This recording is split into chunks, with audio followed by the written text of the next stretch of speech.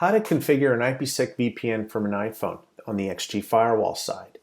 From the left navigation menu of Sophos, we scroll down to System and select VPN and then Cisco VPN Client.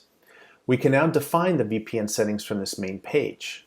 We first enable VPN client functionality and then select the external facing interface that our VPN will connect to, which will be port 2. We will also define the authentication type, which will be pre-shared key with the passcode of Sophos123. We will then select the user, which in this example is named iPhone_user. We will then configure the client-side information, which includes the name, the IP address range, and DNS settings for the remote clients. Once we click the Save button, we are prompted with a message warning us about pre-shared key changes. The VPN setup is now complete on the XG Firewall side. Now we proceed to how to configure an IPsec VPN from an iPhone on the iPhone side. From our iPhone, we will navigate to Settings, General, VPN, and select Add a VPN configuration.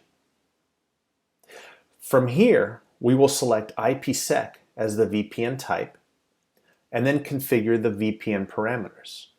These must match what we define on the XG Firewall side.